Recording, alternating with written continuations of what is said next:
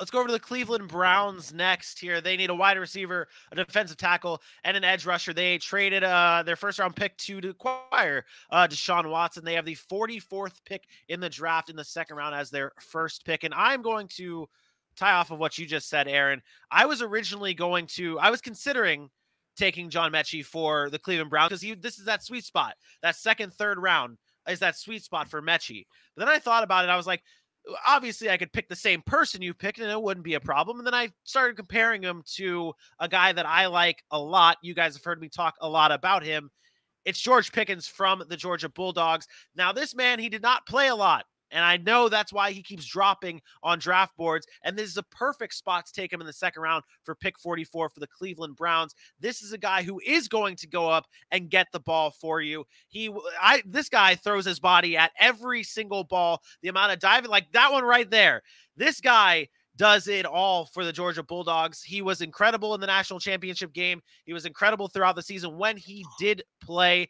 I saw one thing that I really noticed a lot is this guy finds soft spots in coverage better than any wide receiver in college football this past season when he played. And I think that'll be a perfect option for Deshaun Watson. You now have Amari Cooper there who's going to be able to give you that consistency, get you a Pickens, and then it's beautiful, Cleveland. It's beautiful. It's beautiful. Aaron, that was some great B-roll, man. That was a hell of a highlight reel right there. Even in 30 seconds, just watching him right there makes a strong case for just to support everything you said, Vinny. Like, and he can play. He's a big time playmaker. I have some concerns as to why he's dropping. He's not a great route runner. You mentioned him being able to find space in zone. He's really good at it, but his just press. He uses a lot of his physicalness. He thinks he's stronger than everybody. So he tends to just say, okay, if you're going to press me, I'm just going to basically ride you down the field, throw you off, and get to my spot. So his route running needs to kind of improve there because when he goes against professional defensive backs, they're going to have technique and they're going to be able to kind of thwart whatever he's trying to do as far as physical wise. But I do like him. I like his willingness to impose his will. And we talked about the type of receivers you like, Vinny, the Mike Evans, the Calvin Johnsons over the years. He reminds me a lot of Des Bryant when he was coming out. It wasn't polished as far as a route, but he's just like, I'm physical. I'm going to go out and get it. And he doesn't have that super top end speed, but he can run. So I do like him in a second round pick. You're getting a good player there. So yeah. And that's the thing. And you don't have first. So that's what Cleveland's got to do. AJ, let's go to you next. Who do the Cleveland Browns need to get in this draft? So you heard last year when I was started the season on the Cleveland Browns train, one of the big things that I was supportive of them was what their defense was building into. That secondary has some talented guys on it, especially when they're healthy. Their edge rushers are good. I think now they need to find a way to solidify the inside. And I think a really good way to do that is a defensive lineman, Travis Jones, out of UConn. This guy just eats up the line. He's 6'5", 333, and it's like all muscle.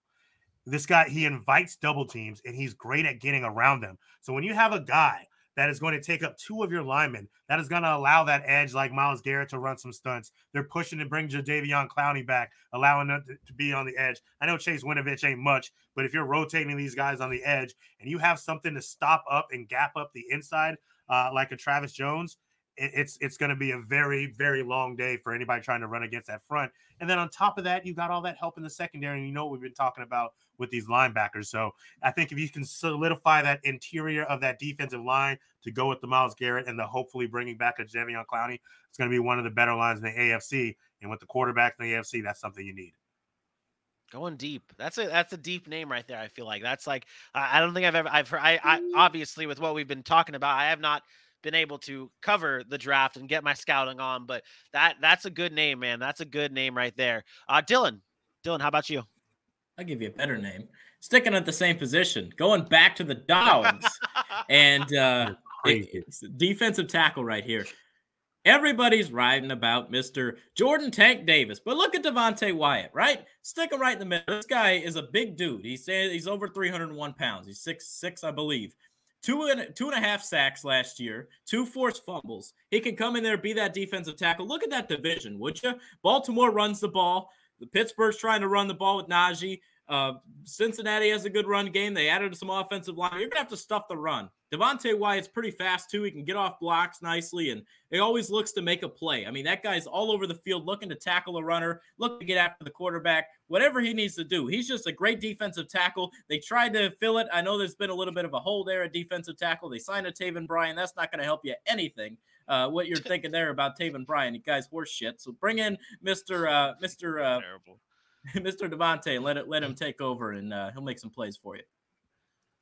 That would be a steal at 44. Yeah, I was about to say, that's what I saw too. Steal I was 44. like, why it's climbing, man? That guy could go first round from what I've been seeing. Well, people are worried.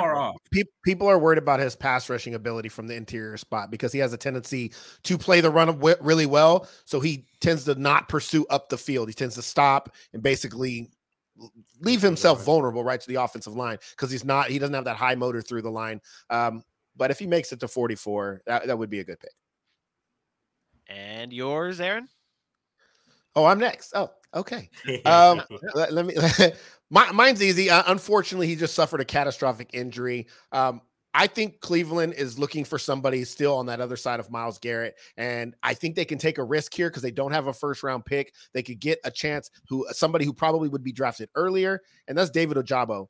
We're talking about a guy who just tore his Achilles, probably would go in the first round the way he was moving up the draft boards. His ability to just be a pure pass rusher on the outside, his speed, his bend, his flexibility, it's all phenomenal. It's in Dylan's word, phenomenal.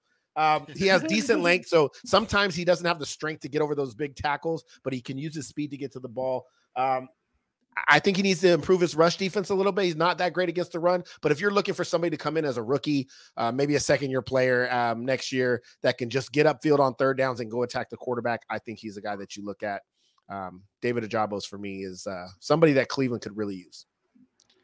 Imagine back-to-back years, Cleveland just makes out with like the two steals of the draft just because of injury concerns. You got Jock this past year, and now Ojabo this year. That actually reminds me of Josh Allen. You're Josh Allen. Mm-hmm. Josh Allen. He's very good. The superior Josh Allen. Can't confirm. I can't. The one where Josh Allen outplayed Josh Allen. Yes. Yeah. Took the Mud Dog. Remember when the Mud Dog won the Bourbon Bowl? Oh, I just don't know how that remind me. I gotta say, in the world where the Browns would take David Ojabo, I'm quite impressed with the last couple years, besides quarterback, what the Browns have done, at least on the defensive side of the ball. They've been getting some good picks. I know there's some injury concerns, but as far as talent goes and the expectations of what they can bring, that would be. So they've definitely drafted better since they got a lot of value with picks. Like it's just they're getting a lot of value where they're. I mean, like we just said, Jock where he fell to, and if they get Ojabo, then I mean that's some steals.